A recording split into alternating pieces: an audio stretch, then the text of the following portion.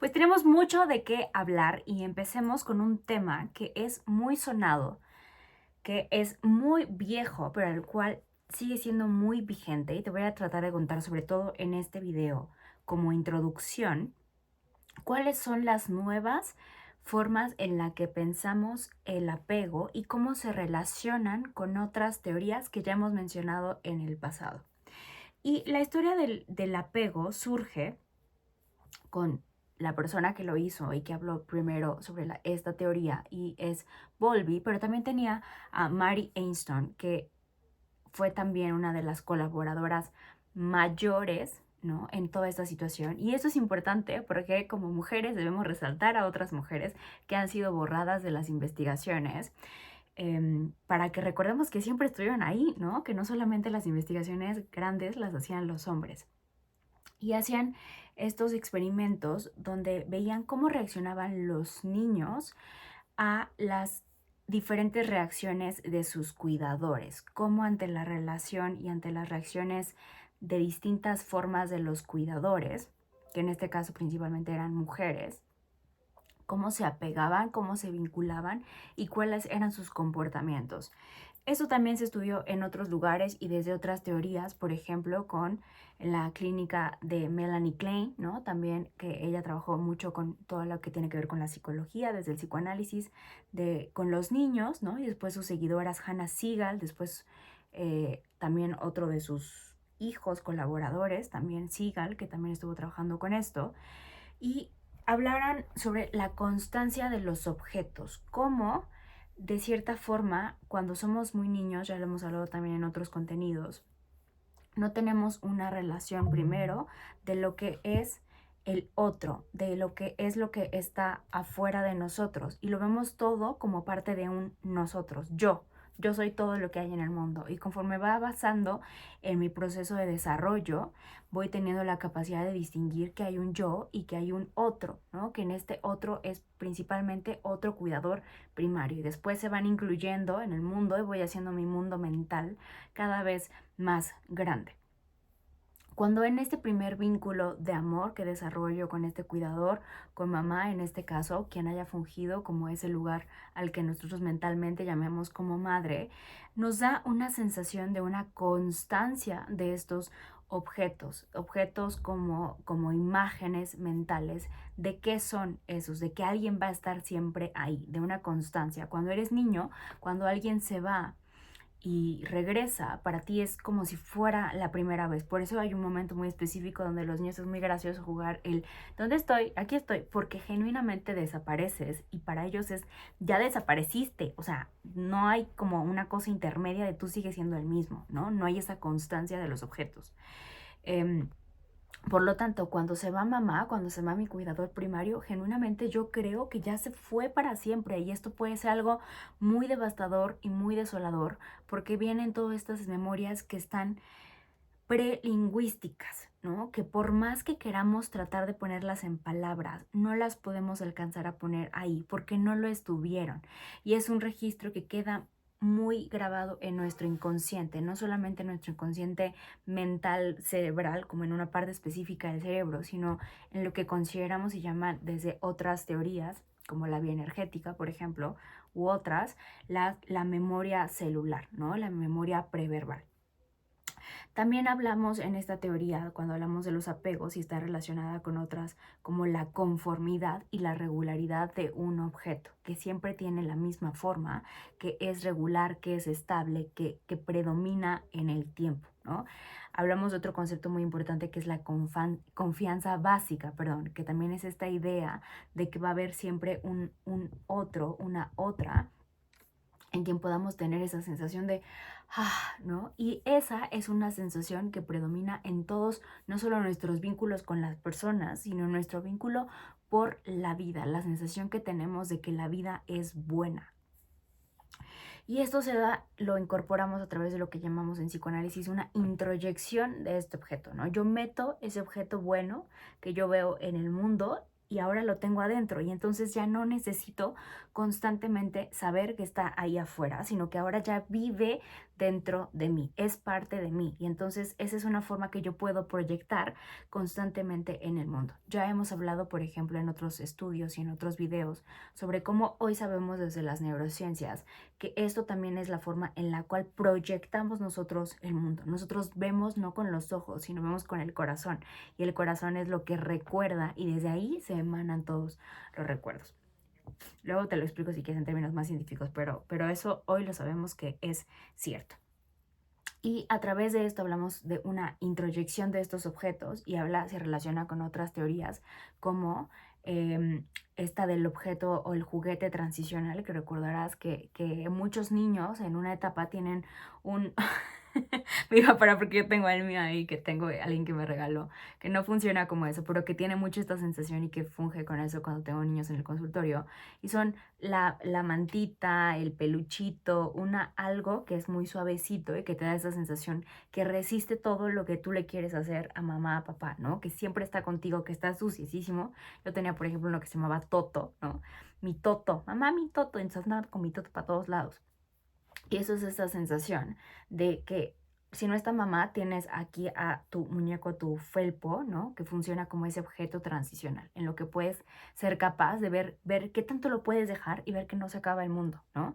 Y eso más o menos hacen muchas personas y ahorita vamos a ir entendiendo un poco de cómo funciona esto en el mundo de los adultos.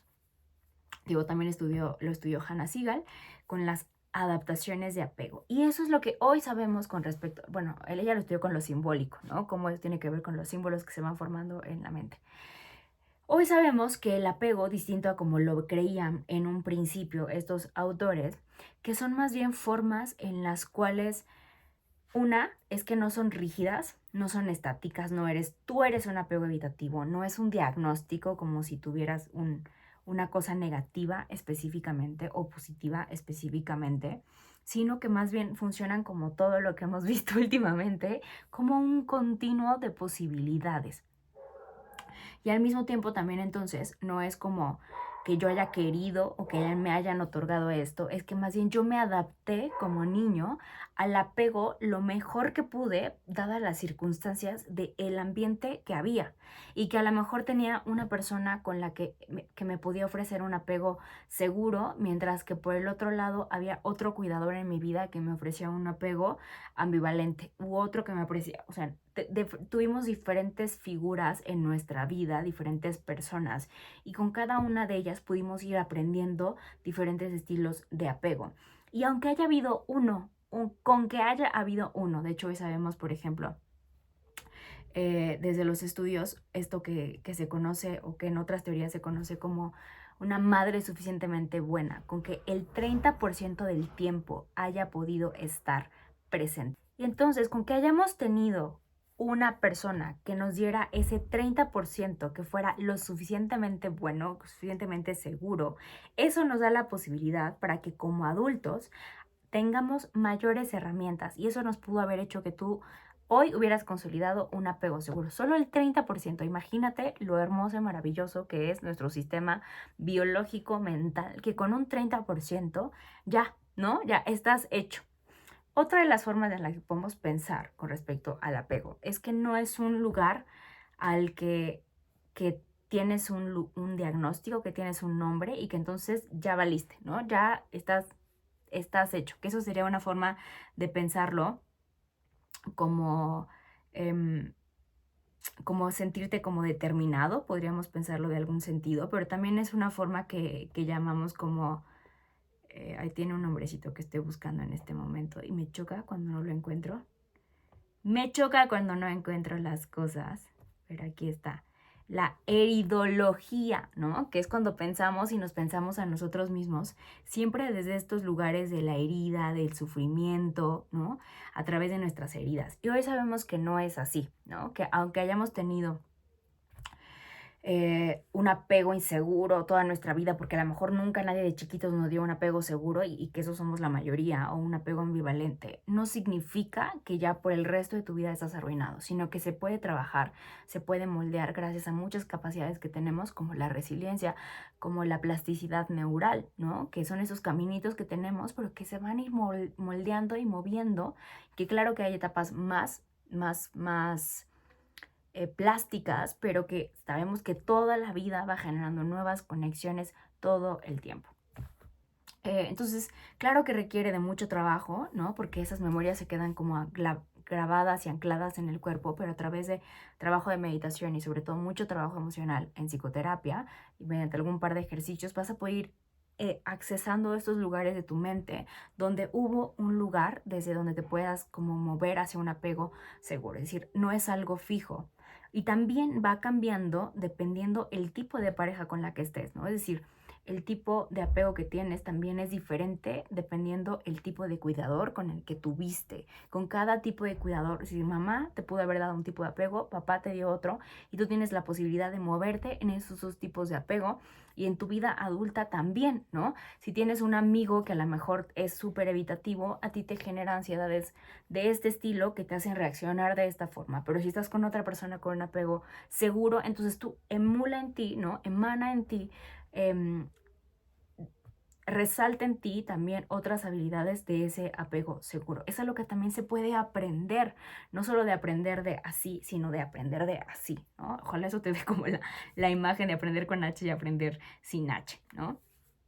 Entonces, también hay otro concepto importante acá que es la ventana de tolerancia, que es de Dan Siegel, y él nos habla de esta zona óptima donde una persona está neurológicamente cómoda. Y eso digamos que lo que vamos a ir haciendo es a través de esta neuroplasticidad, a través de la resiliencia, expandiendo esta zona, esta ventana de tolerancia para que tú puedas estar cómodo y seguro en más entornos, que no dependa tanto de la persona con la que te encuentras, sino que busques en tu vida ser y desenvolverte en entornos de más apego seguro.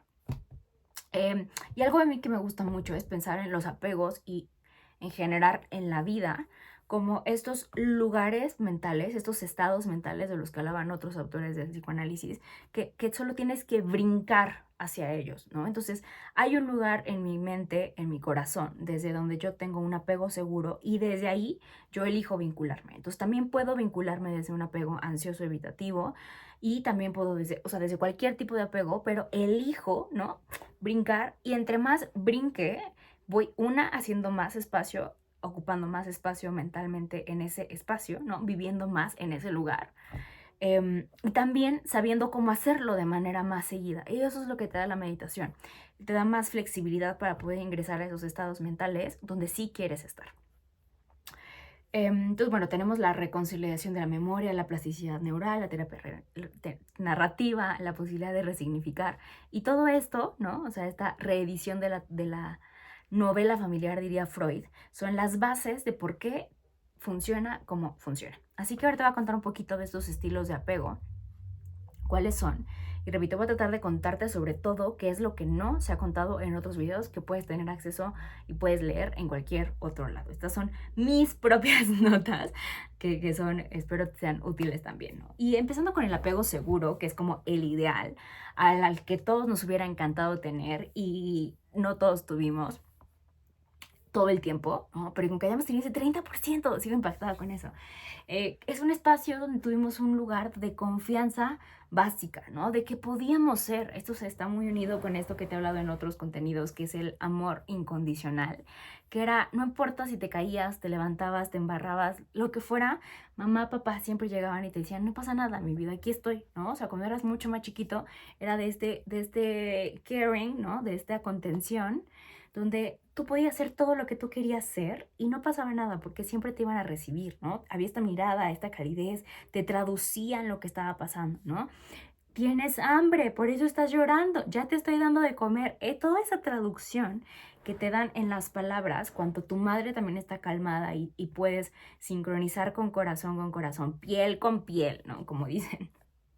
Todo eso tiene un sentido simbólico muy importante, que te vea, que conecte contigo desde un lugar de calma, que te traduzca esa calma también, ¿no? De este es un espacio seguro, no pasa nada, todo lo podemos resolver, ¿no? Qué hermoso. Ese es un lugar de esa confianza básica, ¿no? Algunas de estas características de una persona con apego seguro y cómo se desenvuelve en las relaciones es la sensación de protección, ¿no? De que hay seguridad, que es seguro confiar en las personas, que también hay interés de las otras personas por ti, ¿no? También esto constituye tu forma de relacionarte con los demás porque habla también de la imagen que tú vas creando de ti mismo. Hay una sensación de presencia y de apoyo, ¿no? O sea, de que yo estoy como mamá, como papá, aquí, ahora contigo, presente y que te estoy entendiendo. Y eso es lo que todos queremos como adultos en nuestras relaciones. Cuando vas con un amigo y le platicas algo, lo que quieres es que te haga saber que está presente, que no es en la pantalla, por ejemplo, y que te está escuchando, que te está atendiendo, que está buscando entenderte, aunque no siempre lo logre, que hagas esfuerzo por hacer preguntas, por ejemplo, por mostrar curiosidad, por ser empático y estar en la relación contigo, ¿no? Habla también de autonomía e interdependencia, ¿no? Que es algunas veces en los otros estilos de apego que ahorita vamos a ir viendo, se mueven en uno o en otro, o en la idea de soy yo y ya no sé cómo ser contigo, o en la de soy contigo y yo ya no sé cómo ser yo. Y en este apego seguro es soy contigo y también soy conmigo, ¿no? O sea, estoy muy feliz conmigo y me comparto y nos compartimos cuando estamos juntos. Fíjate cómo eso todo resuena con esta idea del amor romántico, pero que tiene muchas otras connotaciones y que está relacionado al apego, no solamente con cómo te relacionas románticamente, sino cómo te relacionas con la vida y con las cosas. Una sensación de confianza, confianza en los otros y confianza en la bondad del mundo, confiar en que las personas son buenas, que el mundo es bueno, ¿no? O sea, claro que nos está hablando de que tristemente la mayoría de las personas no viven en este lugar mental. Y hay una sensación también de relajación, ¿no? Como de, yo me puedo relajar porque sé que me entiendes, porque sé que puedo ser yo estando contigo, porque ese es un espacio seguro, ¿no? Por ahí algunos autores hablaban de que hay una necesidad de este falso ser que construimos cuando estamos afuera. Y no porque que estemos fingiendo ser alguien, sino porque no podemos ser del todo nosotros cuando estamos en el trabajo, ¿no? Hay una otra versión de ti que está ahí que no es necesariamente la más auténtica. Es la profesional y es la que se requiere para ese momento.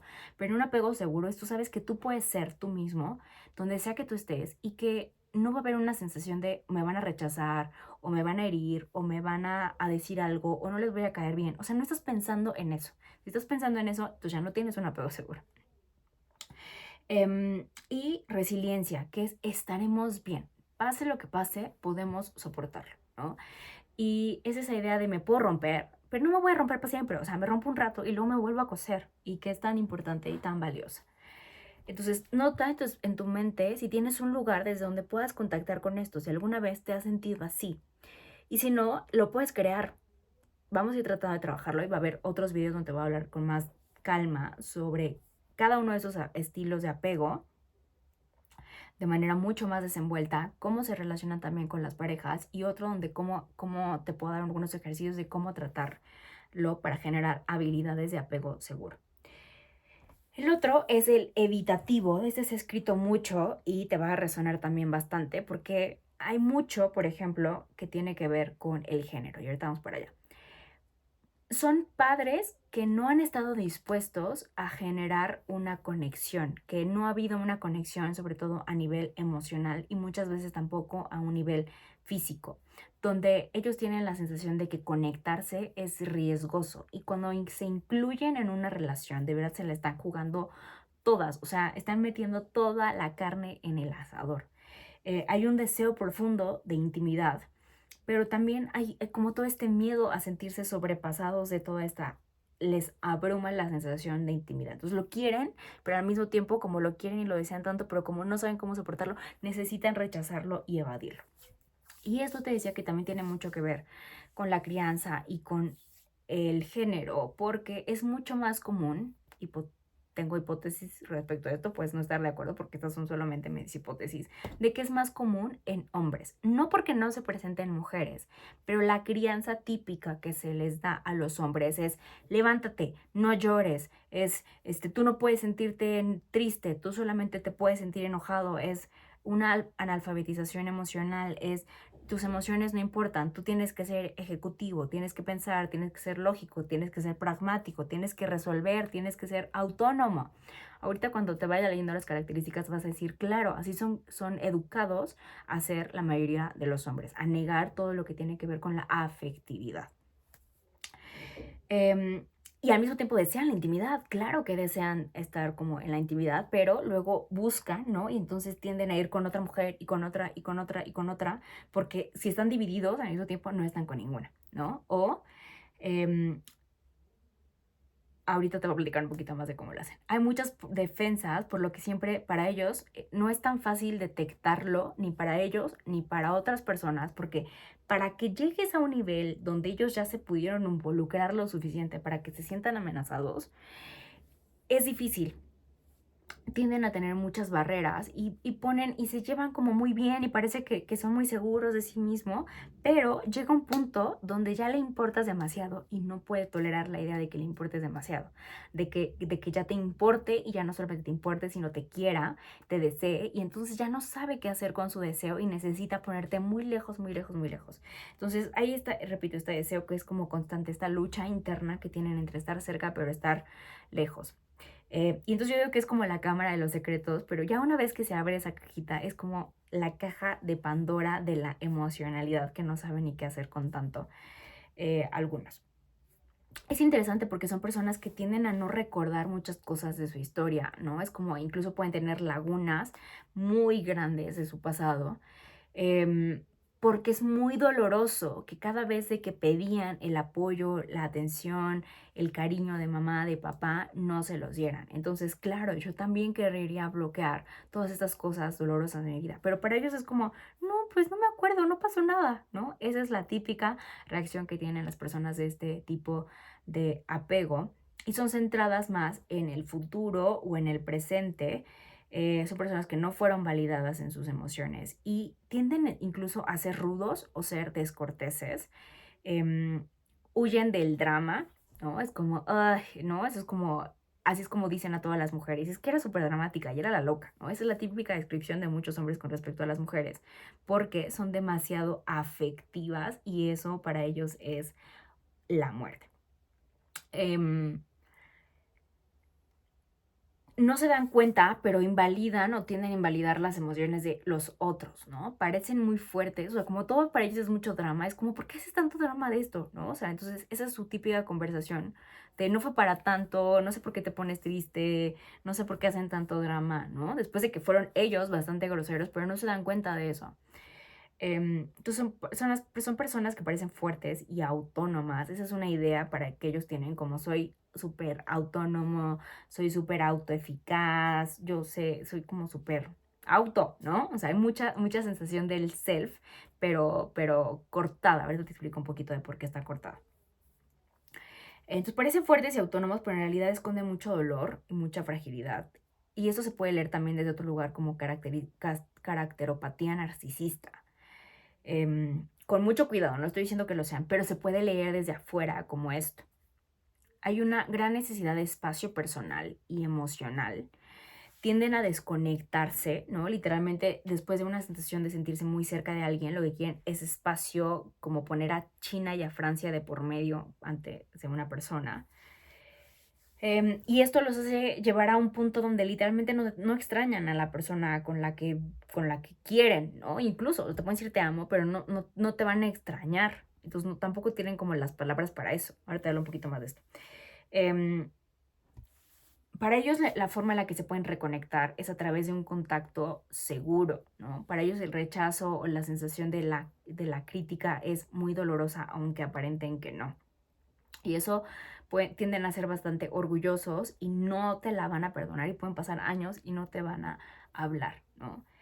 El amor incondicional los sana como a todos. Y ahorita vamos a hablar un poquito más de eso en otros videos. Entonces la herida aquí, repito, está como esta mi única hipótesis, notas personales, es que son personas que si hablamos en términos de otra teoría, que sería la teoría de las heridas de la infancia, ellos estarían más relacionados con la herida de la humillación o la traición, la sensación de alguien me hizo sentir muy mal conmigo mismo, alguien me desvalidó mis emociones, me hizo sentir inadecuado o alguien me traicionó. Yo confié en alguien y no estuvo, ¿no? Creí que por fin me di la oportunidad de que alguien estuviera, de confiar en alguien y no estuvo.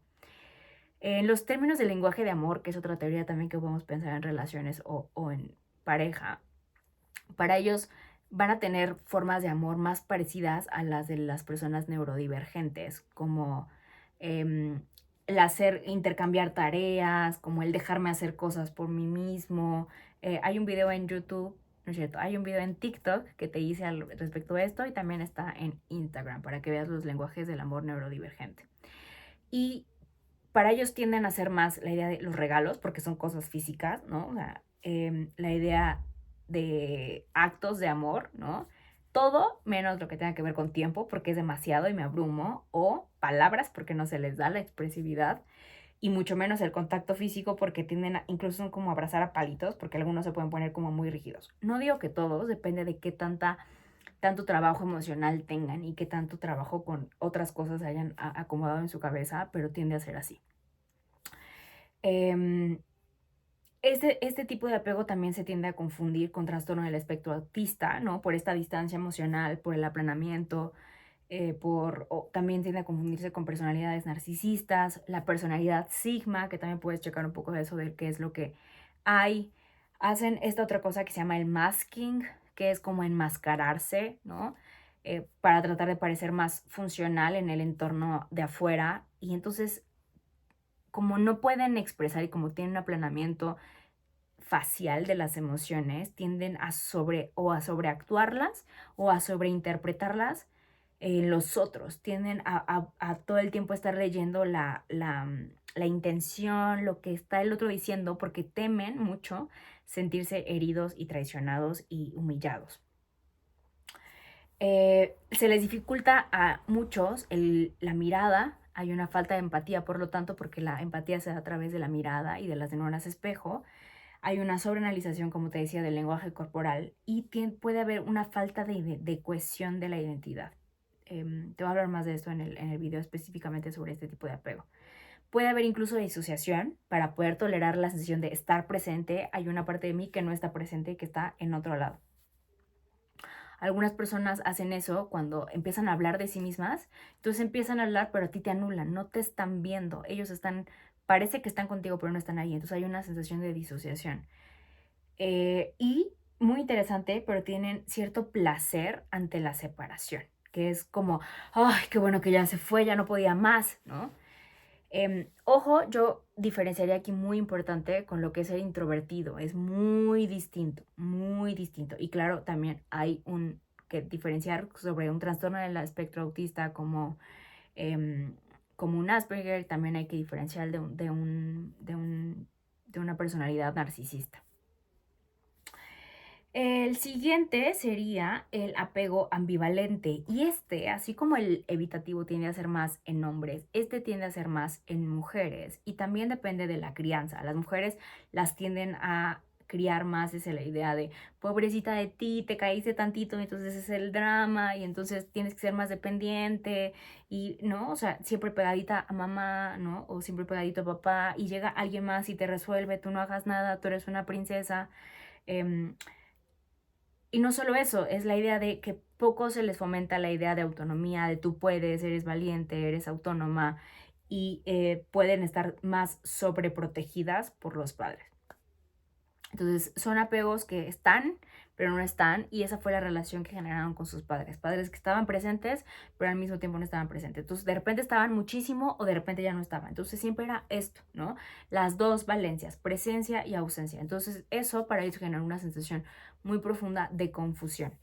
Por lo tanto, es bastante impredecible. Entonces, de repente para otros puede ser como, no te entiendo, no sé qué está pasando. De repente, como que quieres estar mucho conmigo, pero de repente te enojas porque quieres estar conmigo, ¿no? Entonces, como que también ellos viven una situación de mucha confusión, de mucha angustia ante la separación.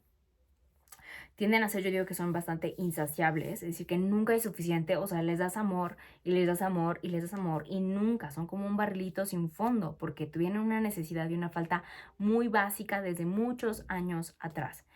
Em, en términos de heridas, ellos tendrían una herida de abandono, ¿no? Y en términos del lenguaje del amor, lo que más necesitarían sería contacto físico y tiempo.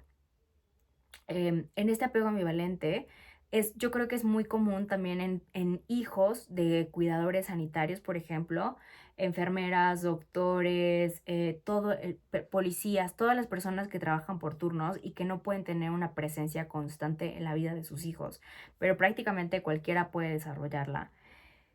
Son personas que, por ejemplo, pudieron haber estado mucho con nanas, ¿no? Que tenían como al cuidado de muchos cuidadores y que nunca hubo una constancia, ninguna estabilidad.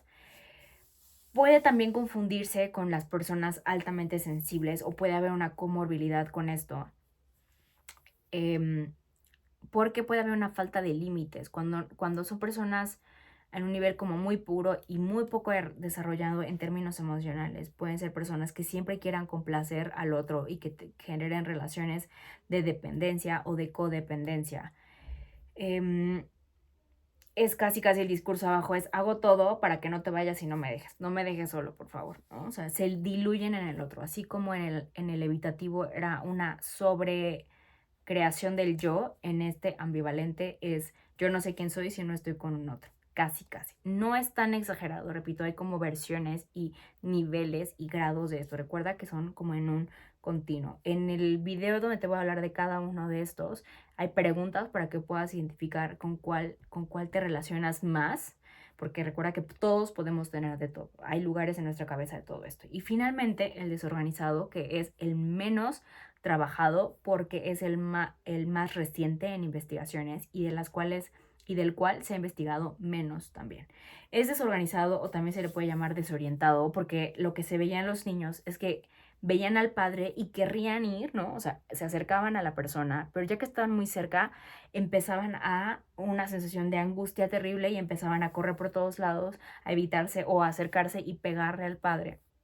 Es una situación que se puede dar sobre todo cuando hay situaciones de violencia o de abuso o de incluso total abandono y genera una sensación de miedo, de mucho caos, donde hay como incluso dobles mensajes y donde yo creo que puede relacionarse muy bien cuando hay padres esquizofrénicos o con algún tipo de trastorno mental como bipolaridad, ¿no? Donde tienes este caos de repente manía, pero de repente depresión o personalidades borderline, donde es todo como muy confuso, donde muy en la decisión, donde raya todo el tiempo en la psicosis. Y lo que se ve desde afuera es que pueden hacer no solamente como muy difíciles de detectar porque al mismo tiempo pueden ser como muy necesitadas, que esos serían por ejemplo los ambivalentes, pero también como muy evitativas, y luego se quedan en un entorno como de parálisis, ¿no? Donde se quedan en esto que es la teoría polivagal, que también es una de las teorías bases para poder explicar el apego, que tiene que ver con cómo responde nuestro sistema neurológico, cómo se responde nuestro sistema nervioso central ante las situaciones de estrés externo. Y para ellos todo se vive como una situación de estrés, ¿no? Entonces todo el tiempo están como así, en una situación muy cansada, muy...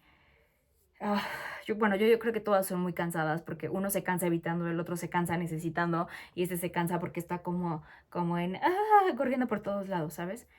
Em, y bueno, esto se trabaja más en generar y poco a poco generando una sensación de límite, ¿no? De este es tu cuerpo y tú me puedes dejar entrar aquí o no. Piensa, por ejemplo, en cómo te sentirías si la persona que se supone que te debe de amar, que serían tus padres, fuera la persona que te lastima, que te violenta, que te abusa. Soy una sensación de mucho miedo, ¿no? De quiero estar contigo, pero te tengo mucho miedo, entonces mejor me voy, ¿no? Entonces, también puede ser tender más hacia lo desorganizado evitativo o hacia lo desorganizado ambivalente. Hay mucho sobre esto, repito, este es como del que menos información se tiene, también es más difícil de entender y de ver en otros, pero tiende a irse hacia dos futuros de este niño, hacia una personalidad psicótica o hacia una personalidad sociopática, ¿no? Es decir, hacia las conductas delictivas, porque hay mucha tendencia a la impulsividad. Te voy a hablar más de esto, repito, te voy a dejar más contenido sobre los tipos de apego en las parejas, sobre cada uno de los tipos de apego y sobre cómo trabajar en los apegos para generar habilidades de apego seguro. Te veo en los siguientes comentarios.